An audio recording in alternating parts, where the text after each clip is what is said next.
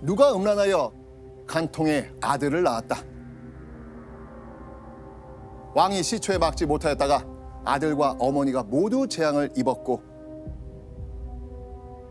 사직이 거의 멸망할 뻔하였다. 사직이 거의 멸망할 뻔했다. 그리고 뭐 간통도 나오고요. 어떤 내용인 것 같아요?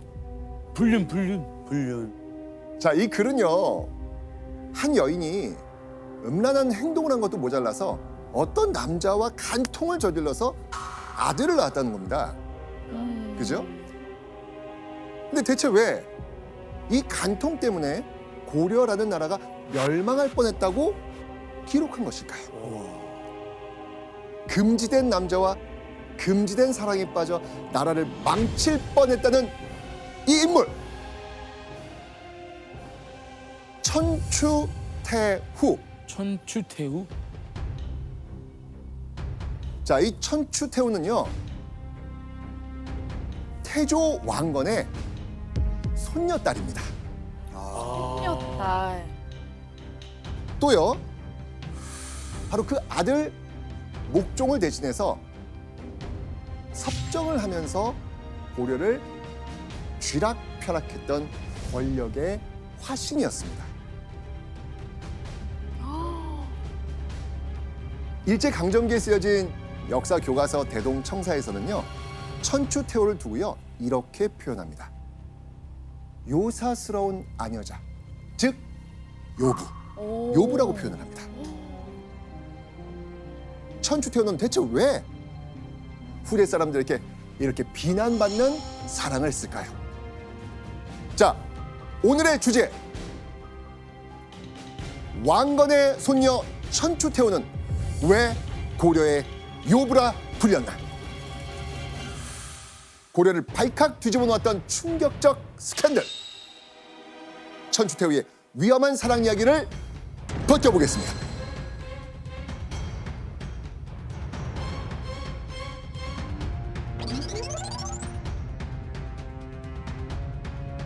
자, 고려 전기의 역사를 이해하는 데 절대 빼놓을 수 없는 여인, 권력의 화신이라 불린 여인, 천추태후란 인물을 벗겨보기 위해서는요, 우리는 그녀가 세상에 태어났던 964년으로 시간을 돌려볼까 합니다.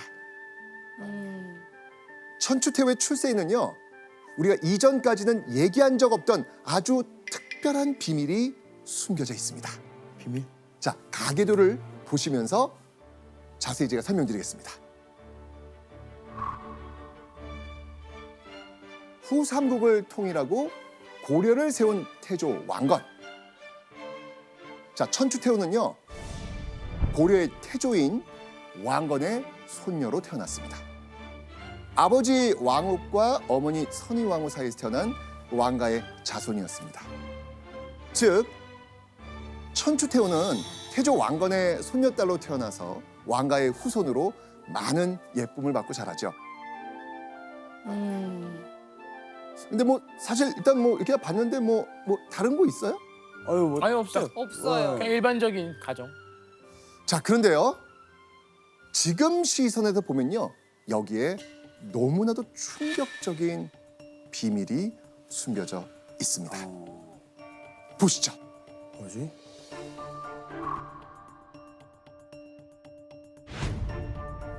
응? 뭐야? 아니, 이게 이러면 안 되잖아요. 아들하고 딸하고 결혼한 거예요? 이러면 안 되지. 정답. 조나단 지금 이해를 못하고 있어요, 지금? 무슨 말이야? 그러니까 천추태후의 아버지 왕욱과 어머니 선의왕후가 모두 태조 왕건의 자식. 자식이라는 거예요. 어떻게 그렇게 됐지? 즉, 왕건의 아들, 딸이 근친혼을 통해 가지고 천추태후를 낳은 겁니다. 아하. 와, 이래도 되나요? 안 되잖아. 아니 그게 지금의 시선으로 거기를 지금 바라보시면 이해가 안 돼요. 안 되죠. 우리 고려 가야 그냥 돼. 고려 그 자체로 받아들이시면 되는 거예요. 교수님, 그 고려에서는 이렇게 근친혼이 가능했던 건가요? 왜 그런 거죠? 네, 고려 왕실의 근친혼은 신라 풍습의 영향을 받은 것인데요.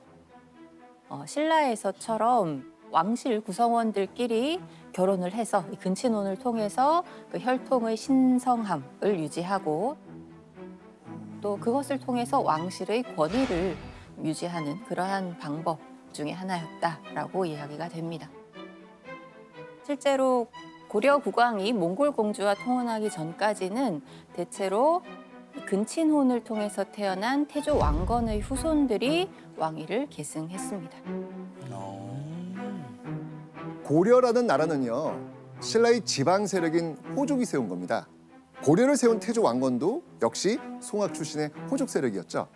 태조 왕건은요, 자신의 혈통을 신라의 왕족인 진골처럼 특별한 혈통으로 만들기 위한 방법이 필요했습니다. 그래서 선택한 게 뭐다? 근친혼. 근친혼. 바로 근친혼이었습니다. 자, 그렇게 시간이 흘러서 천추태후가 13살이 되던 976년의 어느 날이었습니다. 자, 이 고려의 수도 개경이요, 시끌벅적해집니다. 고려 왕실에 엄청 경사스러운 일이 벌어졌거든요. 엄청 경사스러운 일. 대체 무슨 일일까요? 바로 이 천추태후의 결혼식이 열리는 날이었습니다. 오. 자, 그렇다면 천추태후와 결혼식을 올린 사람 누구일까요? 그 사람은 고려의 제5대 왕 경종이었습니다. 그런데 천추태후와 경종은 무슨 관계일까요? 자, 역시 마찬가지로 제가 가계도를 통해서 확인해 네. 드리겠습니다.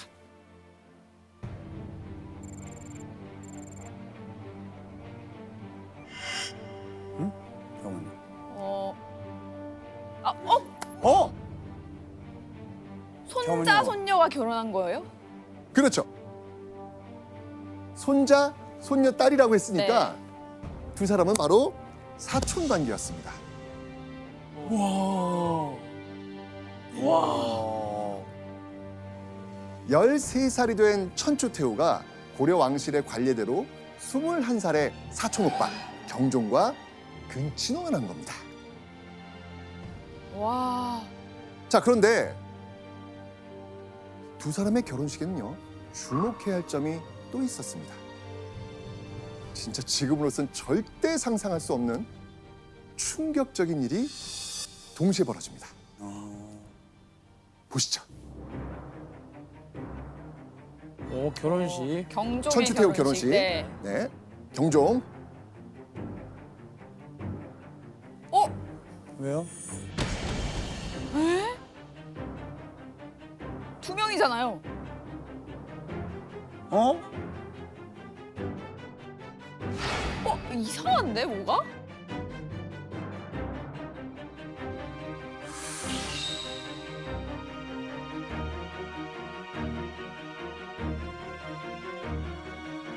아, 왜 어떻게 말이 안 되는데? 오늘 HTS 진짜 어렵네요. 네. 자, 보시면 알겠지만 경종과 혼인을 한 건요, 천추태후뿐만이 아니었습니다. 천추태후와 함께 경종의 아내가 된 여인, 아니, 어떻게 된 거지? 대체 누구였을까? 너무나 놀랍게도 천추태후의 여동생이었습니다. 자매입니다. 그러니까 친자매. 왜? 자, 뭐 물론 이 드라마 장면처럼요, 한날 한시에 결혼한 건지는 알 수는 없습니다. 하지만 친자매가 한 명의 왕, 그것도 사촌 오빠에게 시집을 간 건 맞습니다. 이 결혼으로 천추태후는요, 헌의 왕후라는 이름을 받게 됩니다. 그리고 천추태후의 여동생 헌정왕후라는 이름을 받게 됩니다. 그 자매 남편이 같은 거잖아요. 그렇죠. 와, 최악인데? 아, 호칭을 어떻게 해? 아니, 선생님. 예, 예. 아, 너무 별론데? 생각하기조차 싫어요. 아니, 예원 씨가 좀 더 그 심정을 더 이해할 수 있지 않을까? 이해할 네. 수 있어요? 제가 자매여서 그러네요. 네, 계속 그 생각하고 있었는데 일단 다가가봐요. 기분이 너무 나쁘고요. 되게 한편으로는 동생보다 아들을 빨리 낳아야겠다라고 생각할 것 같아요. 아, 예. 그렇겠죠? 왕실에서 후계자를 낳는 일은 정말로 중요한 일이잖아요. 그죠? 자, 이런 상황에서 자신의 혈육인 여동생과 가깝게 지내긴 했겠지만요. 또 한편으로는 묘한 경쟁심도 생겼겠죠. 그런데 약 4년의 시간이 지난 어느 날이었습니다. 경종의 얼굴에 웃음꽃이 만발하게 됩니다. 자, 과연 무슨 일이 있었을까요? 고려의 제5대 왕 경종이 자식을 품에 안게 된 겁니다. 와. 자, 그 아들의 이름은 왕송. 왕송. 고려 왕실 적통 후계자가 드디어 태어난 겁니다. 자, 그렇다면 당시 경종의 왕위를 계승할 후계자를 낳은 사람이 궁금합니다. 과연 이 왕송의 어머니, 그 사람은 누굴까요? 바로 천추태후. 천추태후가 여동생을 제치고 결혼 4년 만에 순풍 왕자를 먼저 낳은 겁니다. 자, 경종의 유일한 후계자를 낳은 천추태후. 이 아들을 출산할 당시 천추태후의 나이는요 17살이었습니다. 천추태후는 아마 이런 생각을 했을 겁니다. 남편 경종의 뒤를 이어 내 아들이 왕위 후계자가 된다면 나도 왕의 어머니가 돼서 평탄한 삶을 살 수 있겠구나, 이런 생각을 했겠죠. 그죠? 자, 이제 천추태후에게 펼쳐진 건 오로지 꽃길뿐 아닐까요?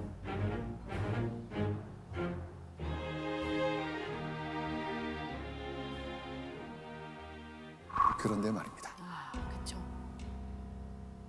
그로부터 약 1년 뒤 아들을 낳은 지 얼마 되지 않은 천추태후에게 청천벽력 같은 일이 벌어집니다.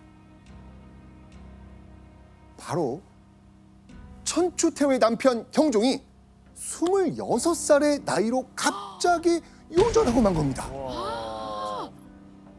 어떻게 왜 그러지? 그러니까 왕비로 탄탄대로를 걸을 수 있겠다 생각했던 천추태후가 졸지에 남편을 잃은 과부 신세가 된 겁니다. 그렇네요. 경종이 갑자기 사망한 상황입니다. 자, 이제 경종의 뒤를 이을 다음 왕을 빨리 정해야 되겠죠. 네. 경종에 이어서 고려의 제6대 왕이 된 사람, 과연 누굴까요? 바로 이 사람입니다. 성종. 자, 그렇다면 천추태후의 아들이자 경종의 유일한 후계자였던 왕송, 그 왕송이 고려의 새로운 왕이 된 것일까요? 그랬을 것 같은데요. 저는. 아니었습니다. 고려 제6대 왕이 된 건요 다름 아닌 천추태후의 친오빠 왕치였습니다. 왜냐면요, 이때 경종과 천추태후의 아들 왕송의 나이 몇 살이었을까요? 한두 살, 한두 살. 두 살. 네, 고작 두 살. 살. 두 살. 아들의 나이가 어려도 너무 어렵기 때문입니다. 네. 게다가요, 천추태후의 오빠 왕치, 이 왕치는요 당시에 학식도 높고요 현명하기로 아주 소문이 자자했거든요. 그래서 고려 초기 안정적 국정 운영을 위해서 경종도 왕치에게 왕위를 물려주기로 한 겁니다. 자, 그렇다면 이때 천추태후 심정은 어땠을까요? 천추태후 입장에서는 왕이 좀 오래 살아 있으면서 아들이 물려받길 바라지 않았을까요? 그렇죠.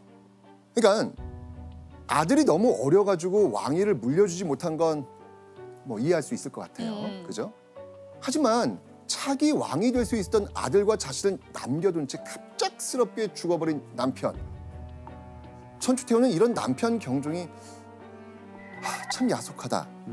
이런 생각 들지 않았을까요? 그렇죠. 이제 전쟁이니까 이제 좀. 그런데요. 천추태후가 또 한 번 씁쓸한 마음을 삼켜야 할 일이 생깁니다. 친오빠 성종에게 엄청난 소식을 들었거든요. 어떤 소식이었냐면 천추태후에게 친오빠가 성종이 네. 궁 밖으로 나가라는 이야기를 합니다. 자, 그런데 천추태후에게는 누가 있다? 아들. 누구? 왕송. 네, 갓 태어난 아들 왕송이 있었잖아요. 네. 아들을 두고 가거라. 진짜? 맞습니다. 왜? 맞습니다.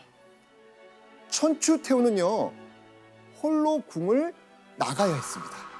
왜냐하면 오빠 성종이 천추태후가 낳은 금쪽 같은 아들 왕송은 궁에 두고 나가라고 했기 때문입니다. 근데 좀 너무한 거 아니에요? 그러니까요. 왜 그러지? 당시 천추태후만 궁 밖으로 나가게 된 것은 아니고요. 그 여동생이었던 헌정 왕후도 궁 밖으로 나가서 그 사가에서 거처를 하게 합니다. 두 명 다? 예, 예. 뭐지? 그래서 사실 경종의 부인들이 궁 안에서 함께 살기는 어렵지 않았을까라고 생각이 되죠.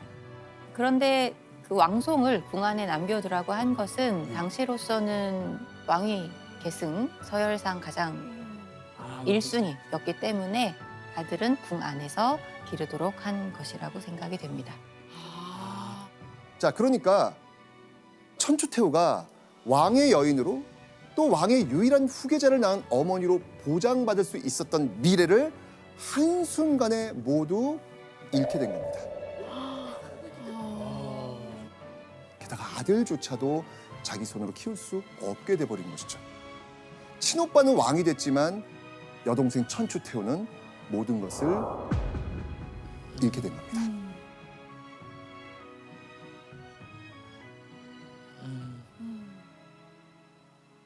자, 그렇게 궁 밖에 나와 살게 된 천추태후. 그녀의 외로움과 상심은 날이 갈수록 커집니다.